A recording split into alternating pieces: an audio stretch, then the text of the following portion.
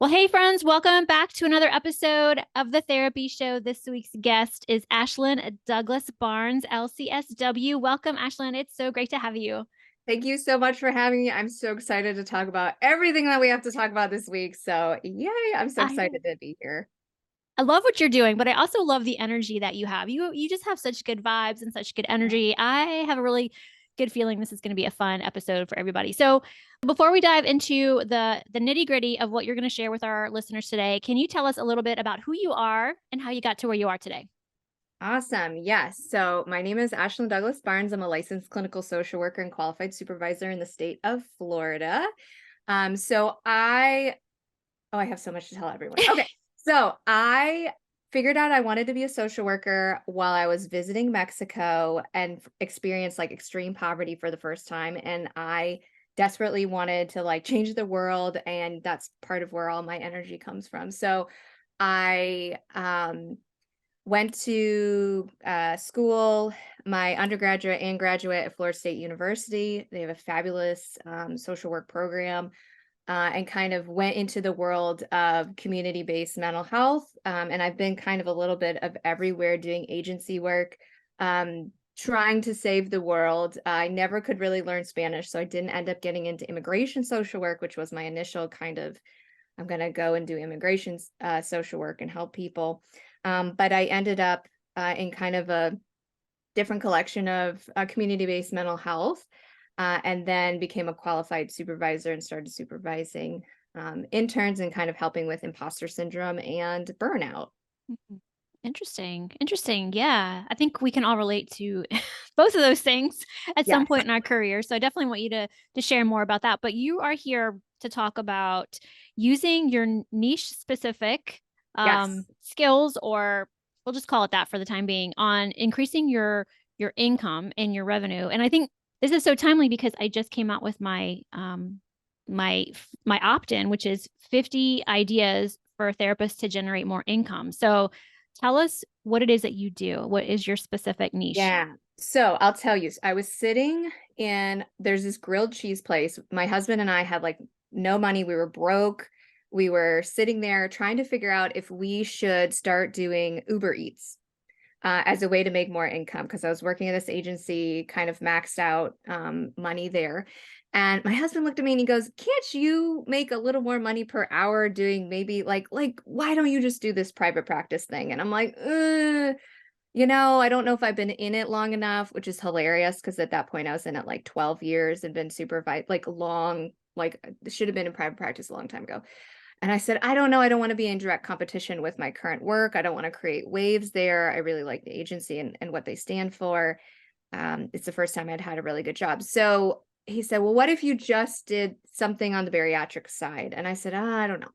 So later that day, we went to a baby shower, and the one of my husband's coworkers' wives at the time was a patient coordinator at a bariatric surgeon's office, and I'm like, the universe and the planets are just aligning, and I just need to accept that like this is what it is. I won't be in direct competition because I'll only be doing evals. I can do nights and weekends that don't conflict with the time because that would probably be good for marketing. And I said, "Okay, I'm going to do it." So I started my private practice, Advanced Bariatric Counseling, which at the time only did evaluation only. So I only did bariatric evaluations. So bariatric evaluations, I always have to remember, not everyone knows what those are. So every client who's going to have bariatric surgery, so it's weight loss surgery, gastric bypass, gastric sleeve, duodenal switch, if they're going to use their insurance or their surgeon is a good surgeon, they will send them for psychiatric clearance. And so they come to us to, the clearance isn't like a yes, no, it's more of ensuring that they can give informed consent. So we do a lot of education, and we go over expectation for surgery and how they would know to come back for surgery. And then we write it up all in this giant letter and we send it back to the surgeon. And essentially we say, they're good to go. We don't think they need any more counseling, or they're good to go, but I recommend some stuff, or I don't know if they're good to go. I think we should do some further investigation work. And we'll kind of talk a little more about some of that stuff too later. But and so I did that for a while, and then my the agency that I worked with said, we don't want you to see clients anymore. So move all your clients over to your private practice. So I was like, oh, okay. So I moved everybody over. And then I got into making sure I have the order right here.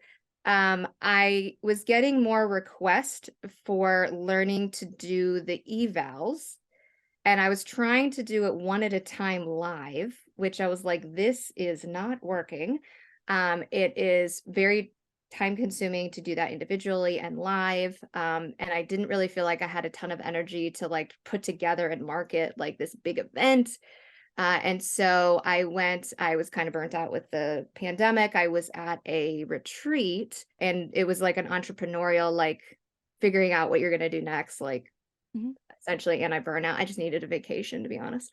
And we went up to Asheville. And so we were there, and I was like, I want to work with this coach, but I don't really know what I'm working on.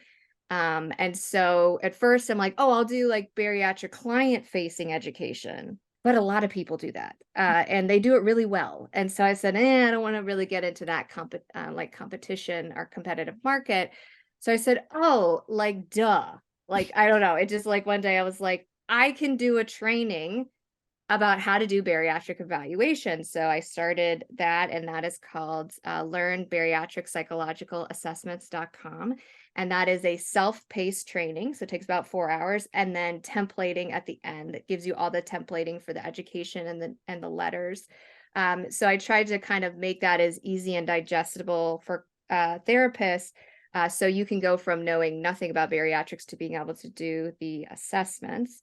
And then I went on a podcast, and I thought, well, that would be a good way to get information out. And I'm hoping I can get on one of the big, therapists one. But before that, I need to practice. So I had like cold reached out essentially on Instagram to some of the bariatric client-based or facing podcasts.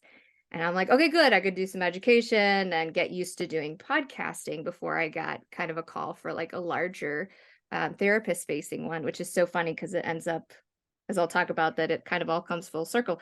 So I get onto that podcast, and I start getting messages from all over the United States. I want to work with you. And I'm like, what state do you live in? Not Florida. And so I have to explain, I'm really sorry. So now I'm spending a lot of energy like reaching out.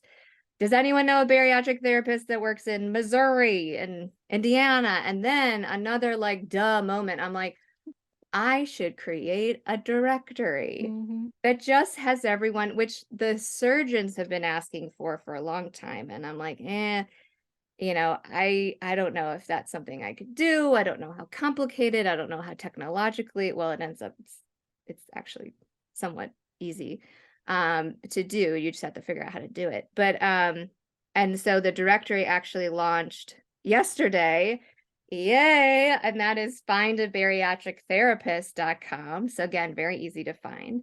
And so that is for clients. So it's free for clients to find, and therapists pay to be listed on that service. And then I maintain the website and do all the CEO work, or the SEO work, and kind of maintain our social media and being able to get out. So I've secured sponsorship at event. I'll be in front of bariatric surgeons later this month at our yearly conference.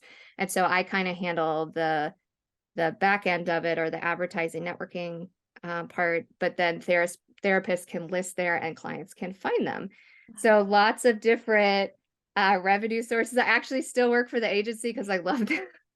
I'm still there, but I'm also kind of doing all of these other projects, which have been really fun, which then led me to do actually more podcasting, therapy facing about burnout prevention, about how to travel and do therapy more effectively, different revenue sources.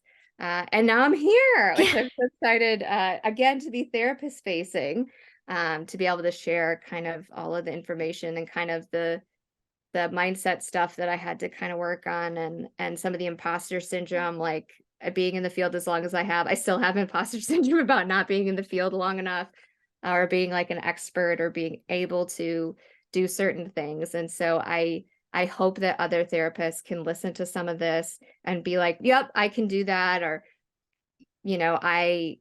you don't have to be at the absolute expert level to help other therapists, because a lot of what we're doing is actually more on the admin or organizational side of things. Like my training focuses so much on templating, on advertising, on who is your target audience. You may think it's actually bariatric clients. It's actually bariatric surgeons. They're much more direct. They're the ones looking for you.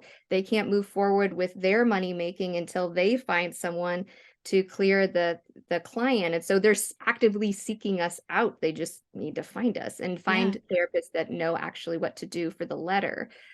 So yes, all of that is to say, and the interesting thing too, kind of bring it back to the grilled cheese, paid off all our debt, bought our own home, paid off the cars, like have been able to like really leave that kind of the dread of looming debt. And I think for a lot of therapists, if we could also get rid of that part of kind of the dread of, I need to find more clients, I need to make more money, I need to maybe take on clients that aren't my niche, that I don't really like working, because I can't turn them away because I need the money.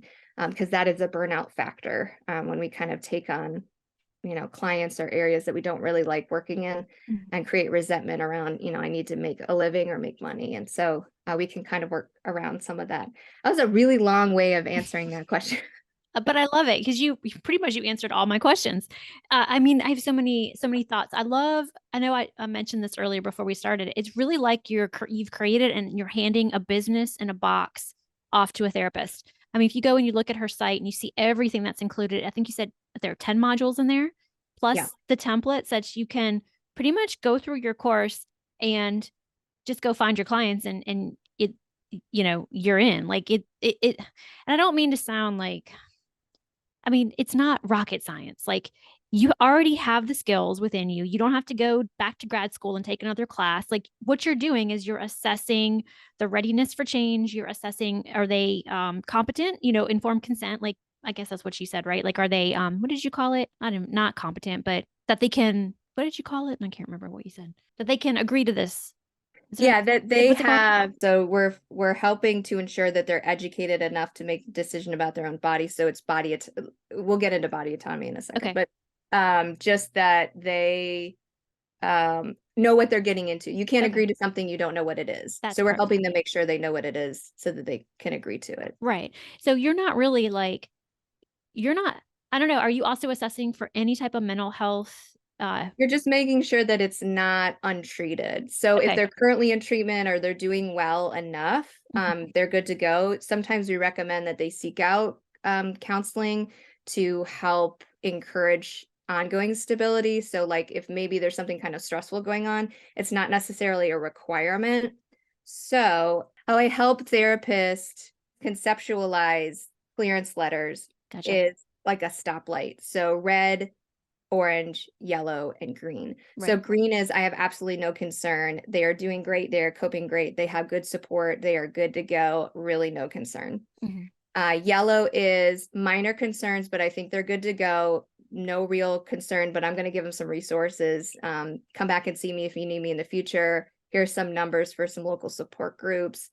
You may be going through a little something stressful right now, and I want to make sure that you have some backup in the event that you need support. You've already established with me, so you can come back and see me. Orange is, I need you to go do something and then come back and see me. I need you to get assessed for substance abuse treatment, eating disorder treatment.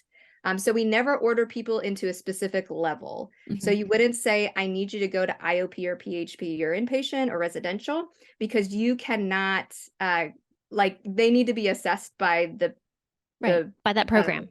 correct. And then Yeah. they will have for the insurance, they'll have enough information to back their decision there. So we don't want to put someone in a position where we say, you need to have residential treatment. And then they're like, you barely qualify for IOP. And now they're in order to move forward with surgery, they're having to come up with like $45,000 for residential treatment. So that is not what we want to do.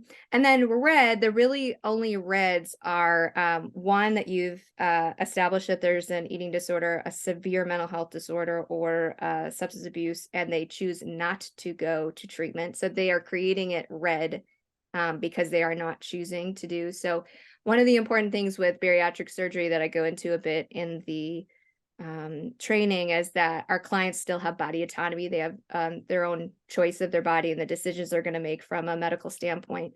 So we're not necessarily saying it is a good idea for them to have surgery or they should have surgery. We are simply saying that from a mental health standpoint, we believe that they have the ability to make that decision on their own. They can give informed consent. The only times where those that becomes an issue in our true reds is dementia, Alzheimer's, severe mental cognitive disorders where there isn't a good support system. Sometimes there are, and I go over some of these exceptions. We'll work closely with the surgeon on these, and it's where a situation has become dire, where maybe there is someone who has more severe intellectual disabilities, but by not having surgery, they're more likely to be institutionalized. So we're actually potentially causing harm by stating that they're ineligible for surgery. And so those would be situations, it's very rare and doesn't usually end up kind of in your seat or on your couch. But those are cases that come. And I talk about like, how do we reach out to the surgeon? How do we talk about those situations? And then again, if anyone refuses any further treatment. But the big thing in clearances is we are moving away from gatekeeping behavior. So like in other areas of psychosocial assessment, we are not forcing anyone into therapy or say, you have to see me for 10 sessions before I'll clear you. That is unethical because there may be no medical what's the word? A medical necessity there. Mm-hmm. So we can't, it's unethical for us to force people into therapy when it's unneeded. That's considered, like making money off of people. So we don't want to do that. We want to make sure that our recommendations are based on an actual assessment and that we felt that was necessary, or they requested themselves. I've certainly have clients who come and say, hey, I would like to continue in counseling with you. I want to work through some stuff. I want to make sure things feel good once I have surgery. Some people will come back and see me just monthly for the first couple months, getting into a groove, working more on like habit building and that kind of thing. So I think that that's more about the training. Yeah. Yeah. Oh my gosh, Ashlyn, it's amazing. I got so excited when I learned about what you were doing because I just love the idea of niching down so specifically and finding a way for therapists to use their skill set to feel like they know they're still making an impact and helping people. And also, if they don't want to do the long-term therapy, they don't have to do it. They can still take their skills and use them and help people. I just love it. I got so excited when I first heard you, and I did hear you on Kim Tolson's podcast. And I think that day I like sent you an email. I'm like, I want you to come on my show and talk all about this because I just thought, wow, this is really, really exciting. So you guys definitely check out her training. There's so much value in what like what you're offering, and I'm just going to call it a business in a box. I don't know of another. I'm not aware of it, but I don't know of another training out there that's going to hand you everything that you need that and to get I think started. too, it resolves a lot of like concerns or places where therapists find themselves. So like that traveling, the podcast where I was talking about traveling, one of the things with bariatric assessments is if you have like self-scheduling and you kind of have a good setup, if you can have 2 to 3 days a month with stable internet, you can do a couple evals, and depending on where you are traveling and how much you charge for those evals, you could really support yourself traveling for an extended period of time. And since you can assess and refer, you don't necessarily have to have ongoing clients. So you would want to, obviously, before you leave, you want to kind of figure out where maybe your referral points are. And we talk about that in the training, like how to find those people. And now there's a directory. Yeah, you can refer them back to the directory. But it was a way that if someone is coming out of agency work and they're not quite sure where to start, or they're feeling a little imposter syndrome and they just want to start in an assessment only space until they gain some skill, it's a very motivated population. They need us. They want to see us. They're very motivated for treatment. Occasionally you may have someone who's kind of irritated or pissed that they have to be there because they don't understand like what our role is. They think we're like the gatekeeper, or, we're going to find that they're, not good to have surgery, which I think is so funny. I'm like, no, I'm kind of here for the opposite. Right. You're doing great. Yeah. And then new moms, if you're coming out of maternity leave and you just want to have a couple sessions a week as you're kind of easing back into care, or you have smaller children where maybe there's just a couple nights a week, where you have some childcare coverage and you would just like to do like 5 to 7 in the evening times or on the weekend. Let's say maybe there's a Saturday, your partner is going to be able to have coverage for childcare and you or someone else, and so you're going to take that time.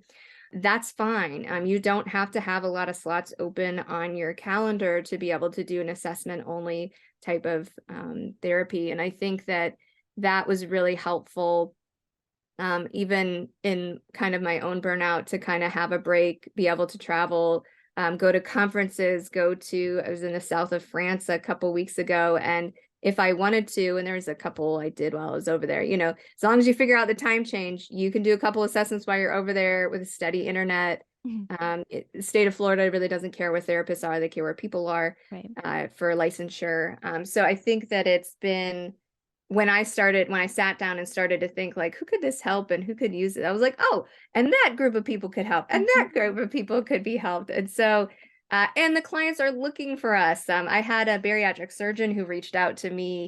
He's up in the Panhandle. He just started, and he reached out to me and he told me, my assistant has contacted like over 100, like literally over 100 therapists, and nobody does these assessments, and I don't know what to do. I don't know where to send anybody. And I was like, oh, Britt, come on down. Like I have contractors now who also help me.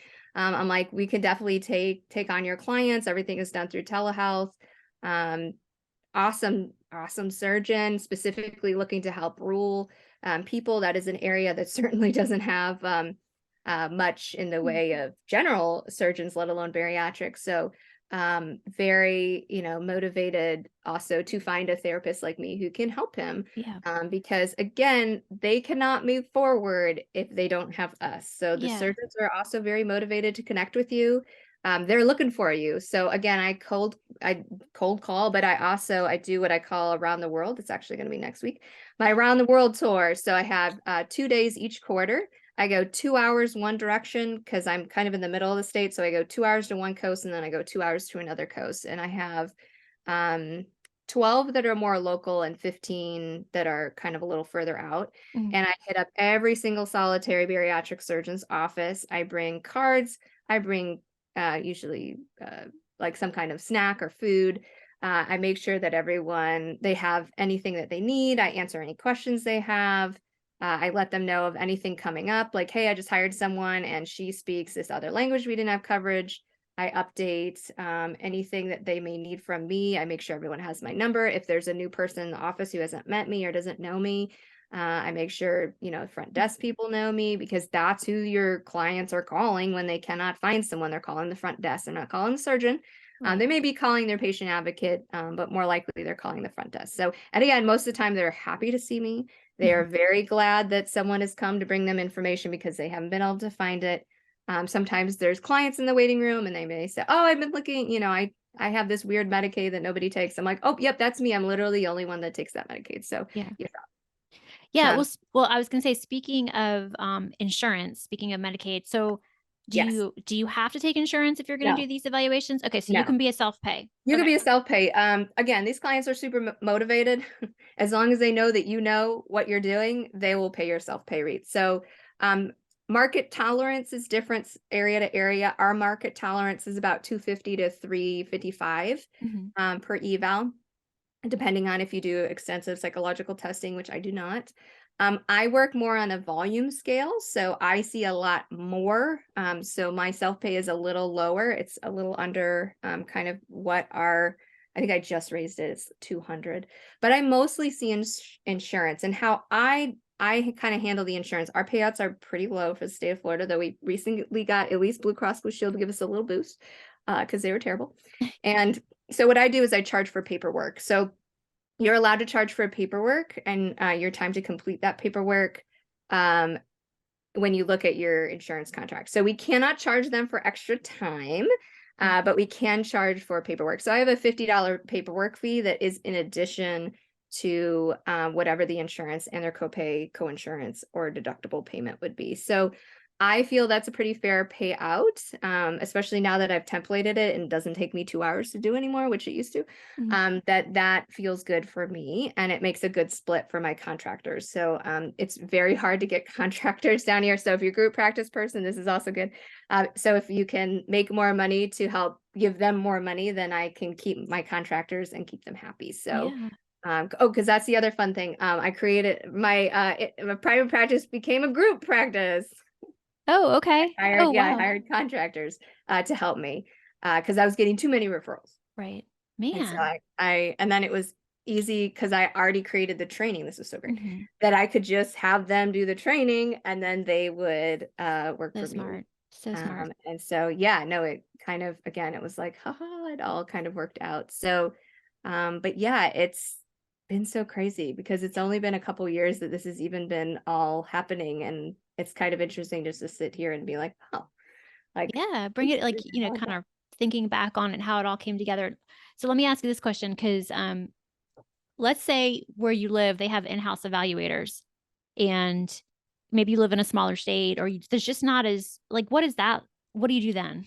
yeah. So first off, never ignore your internal evaluators because one, there's always going to be a conflict of interest. So for example, our local hospital there's one that has an internal evaluator. And so an internal evaluator is a therapist that is paid for and managed by usually within the office of a bariatric surgeon. And sometimes that is the case. But for whatever reason around here, it's not. So again, that's market tolerance there. But you always still want to, I still show up, I still drop everything off, I still check in with her because there's always going to be a conflict of interest. That hospital in particular, the only surgeon who's allowed to do surgery on the employees of that hospital are that one surgeon's office. No one else is allowed to do it. So there's going to be conflicts. If someone in the office would like to have surgery, if the evaluator's family wants to have surgery. So their cousin, I don't, there's going to be conflicts of interest, or they often need a second opinion. I just worked a second opinion with them for further evaluation. So I still treat them the same as I would any other office, even though they're not bringing me much, if any, business. And in the event that they ever get rid of that internal evaluator, I want to make sure they know who I am so that they can forward that to me. Because I did have another office in South Florida that was just not happy with their internal evaluator, and they kept getting evaluations for their out-of-town people from me, and they're like, well, could we hire you? And I'm like, no, you can't. But you could just send clients here. You don't need an internal evaluator. So Right. that ended up working out for me. The time that I had taken that office was a particularly far office that I was thinking about dropping just because it was a farther drive out. If you are not a meet and greet, go out and see the people kind of person, or do cold handoffs, or just show up with stuff, which I totally get. You don't necessarily need to do that. Mailing is fine. I had quite an emailing. I had quite a few offices that in the beginning, before I did the kind of round the world tour, that mostly just communicated with me by email and Mhm. really didn't have a need for me to be there. But I find them knowing who I am, and if they call and they say, hey, we totally messed up, this happens all the time. We totally messed up. This client really should have had this eval done already. We literally are about to submit it to insurance and it's not done. Is there any way you can get them in really quickly? Mhm. And so I'll definitely go out of my way to ensure that they get in quickly and that we turn it around quickly. So that way they know that I'm I'm an ally to their office, that, Sure. I Mhm. want them to succeed as much. So they know for the next one, maybe that they didn't mess up, to call me for those because I'm going to work with them. And when I have concerns or they have concerns, I make sure that, we're in communication. So we had a client over the weekend that we've identified there's probably some alcohol abuse or misuse going on that really needed, and I knew that surgeon too, he would really want it addressed. So, we had put it in the report and then sent it, and then he had reached out to me. The surgeon had reached out to me and just thanked me. He said, no, we definitely want to get this addressed. I do not care if it delays surgery. This is her, her health and her life. And Mhm. I, from what I read, I'm concerned. And I said, yes, Yeah. her self-disclosed audit score was pretty bad. And so, it's Mhm. probably something we need to address. So, I think that the reason he felt comfortable to call me is because he kind of knows that I'm around, and, I really care about my patients. Your biggest competition, which we will talk about, your biggest competition is there is a large company that does these, that takes most insurance and is in most states. but their evals tend to be a little on the thin side. They don't do as much education, and they don't spend as much time with the clients, and they don't pay their clinicians very well. So I will not, obviously I will not name them or anything like that, but that is going to be your competition. The surgeons around here like to use them because they do really quick turnaround. So I was sitting on a delayed flight to Vegas to see Adele. And across from me, I saw one of the bariatric surgeons who's pretty popular around here, especially on social media. And I went again, I'm like, just go talk to her. So she was so nice. And she was like, well, I'm thinking about using this other company. And I said, okay. I said, what do you like about that other company? She said, well, they can get them in quickly. They can turn it around quickly. I don't have to think about it, blah, blah. I'm like, okay. So most of the time I can get clients in within 7 days because my contractors. I turn around all paperwork over the weekend. So you have everything by Monday from the following week. You can have communication with me as much or as little as you want. So I really can offer them everything. So again, through templating, through organization, because this is not ongoing, I have open appointments every week to put these evals in. So, her and I kind of came to an agreement that, yeah, she would, give me a try and see how it works. She likes the detail that my evals go into and the education portion as well. Well, I think also too, what's really cool is I saw on your site that the association doesn't really require you take any type of evaluation because they don't want to be the gatekeeper. Correct. And so that's pretty interesting, so what are your thoughts on that? Like, how does that work for us as potential evaluators? Yeah. So they have one document that they put out in, I think the most recent one is 2014, and it kind of lays out what they would like included, but they didn't create like a template or a specific, this is what has to be included, so that it was flexible enough that a lot of different providers could provide it, because they didn't want to create a situation where only a very specific kind of provider can provide it, because that will gatekeep, but also just make it really hard for clients to find you. Right. Yeah. So there's no actual certification by the ASMBS, which to me is the only certification body that matters. There are ones out there, but they're like companies that created a certification. It's not actually through our like governing body, which I think again is good. It's again not gatekeeping behavior. And I think that most people with any niche will seek out more information and learn. And honestly, a lot of people that get into the niche have had bariatric surgery themselves, myself included. And so that kind of sparked my curiosity into kind of what I did or didn't have kind of heading into my journey, and that there wasn't a lot of support or even information. This is kind of, I had mine almost 12 years ago now. And so there wasn't a lot of like social media or information out there. There's certainly a lot more now. But I think that the ASMBS taking that step was good, but it can be hard then to template it, because you're trying to figure out, okay, well, what do you want involved in this letter? And how do I ask that? And what is qualified for this question? So like for psychological testing, it states that we can do psychological testing if we want, but we don't have to if we don't want to, essentially. So I mostly use scales. So like audit, I had mentioned that. So it's an alcohol use score, or like a GAD, like the general anxiety disorder 7. So different scales. And I think that again, it's like, it's open-ended to say you can use these. Could you do MMPI-3? Sure, you could. Could you do, there's another one specific to bariatrics. Yes, but you'd have to be a psychologist in order to do so. So I think that flexibility is good for us, but it's just hard to figure out that template, because my letter is like changed and changed and changed and changed over the years. What I used 7 years ago, it looks very different than what I use now. And so that's been nice to be able to kind of template that.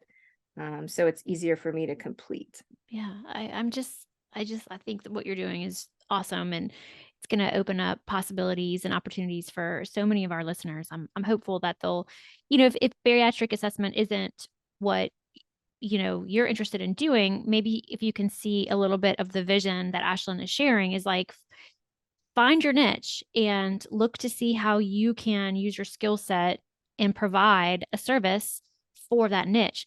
I mean, can you think, and I was thinking about this before we met, like what other areas are there? Like what other niche niches are out there that we can do assessments for that. Does that make sense? Like I'm trying to think of what other areas there Yeah, are. so immigration Okay, immigration. assessments. Mm-hmm. I definitely have people that do those. Letter writing for gender affirming Mm-hmm. surgery. That's one. It's not really an assessment. We have to be careful. Again, gatekeeping, that's letter.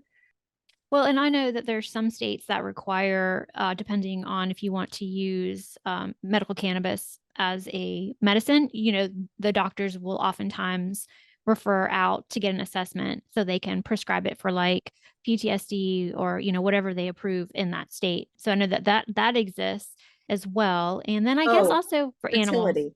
Oh, fertility. Okay, for Fertility, fertility. yeah. Mhm. So, egg donation. So on the actual like person side, egg donation. So I do some perinatal stuff. I do not do these type of evaluations. However, sperm donation, egg donation, surrogacy for the surrogate. There are some assessment. Those are things you need specialty training for. Mhm. Hence why I do not do them. So fertility definitely has, or infertility definitely has some assessments. I would say nowadays there is a much larger population of people that are seeking out assessment for ADHD and autism that may not be full psychological batteries, like psychological testing. Mhm. So I do believe there's something there, good, bad, or indifferent. We definitely see higher levels of that in my the agency I work with, where people Mhm. are wanting adults, are wanting to be tested to see if they have autism or neurodiversity. So maybe something in that, especially if you self-identify, I think that that's definitely a great niche. I'm trying to think what else kind of assessment only ones. DUI. I've done those in the past. Yeah. DUI assessments. So our in Florida is called safety council. Mhm. So they figure out like what the recommendations are going to be from the DUI. Is it more of a you learn your lesson or you need more Right. involved treatment? Mhm. Substance abuse, same thing for courts. Anger management, batter's intervention. Yeah. There's an assessment, at least for our court system. I mean, Probably stuff with kids. I mean, that's a list, like Yeah. there are things out there that are super, super specific that therapists can use their skill set for and provide the And I service. would definitely say for the directory, like Mhm. people are looking for niche specific. There are a couple directories out there, but I think clients are also looking for directories Oh yeah. for either self-identification, like neurodivergent therapists themselves, or even political. There's a political now where you can look at your political feelings and have a therapist that aligns with your political feelings. There's, Mhm. some of the bigger eating disorder, there are already niches out there for that. But I definitely think people are looking for safe places to land and kind of knowing that that is your niche. I think we talk a lot about when going into private practice, like identifying your niche and speaking to your ideal client. And for some people that may be, especially in social work, we talk a lot about generalists, like you kind of do a little bit of everything. That's kind of what we're taught. At least when I was in school, that's what we were taught. So it was kind of hard to niche down. And for me, my niches just kind of showed themselves. But I think that it's definitely an area where people are looking for you to have specific knowledge about their issue or about their life, or I work with first responders, and often they like to know kind of my connection to being a first responder and why I like working with that population. I also like working with that population because I can cuss and kind of be myself, which I can't do around children. Children are not my population. Yeah. I cuss way too much for children. So I think that, just kind of knowing like who you work well, again, that burnout prevention, like Yeah. who do you work well with? Who do you not work well with? I don't work very well with high conflict divorces. No, I don't. I really don't work well with and I'm thankful that other people are, but kind of even getting clear on who you don't work well with, and that's okay. Again, I think there's some mindset work around. I need to be able to help Yeah. everyone. I need to be able to have skill sets to just figure it out when they come in. Right. But there's stuff that I really don't know a Yeah. ton about, and I need to find those people that do. And those people are looking like if there's an area that you love to work in. Friend of mine just loves trichotillomania. Mm. Trichotillomania is her thing, and that's her niche, and she loves it. And I don't know anyone else who has a niche in trichotillomania. So I think that that's one of those things. If there's a population you just love to work with, make sure that that's known, so that they find you. Yeah. And if it's a specialty niche like trichotillomania, advertise that to the nth degree. So people, because if you're struggling with that, you're going to look for someone who specifically works in that. Right. Right. Yeah. I mean, I just think about all the gazillion Facebook groups that are out there for therapists. And I mean, there's always, hey, who works with this in Missouri and who takes this, it's like, I mean, there's always a need, always, for something that you just wouldn't even, it's not going to cross your radar. So I love what you're doing. I'm so excited for those who are going to take your course, and we'll put all the links to how to find your courses, how to find your directory. If they want to connect with you, we'll put all that in the show notes. Is there anything else that you want to share? Okay, so the only other thing is that if you use the coupon code Lisa, we're going to take $50 off the training, and we're going to take $50 off the yearly listing for findabariatrictherapist.com for the first 5 years if you are a therapist who works in bariatrics. Because I need to get that list going, because I'm going to be in front of surgeons and bariatric patients here really soon, and sponsoring an event and doing a bunch of marketing stuff. So I need therapists on that site. So if you work with bariatrics and that is a population you love, whether you do assessment only or ongoing, or you only do ongoing and you do not do assessments, don't care, would love for you to be on there. Awesome. Well, thank you so much, Ashlyn. I have enjoyed speaking with you and learning all about what you do. Thank you again. You're welcome. Thank you so much for having me, and I hope I can be a help to your listeners. Well, that wraps up another episode of The Therapy Show with Lisa Mustard. I know there are hundreds of thousands of podcasts out there, and I'm thankful you've chosen to listen to mine. Be sure to visit lisamustard.com to access the show notes and discover more fantastic content. And I'd be grateful if you subscribe to the show. Thank you.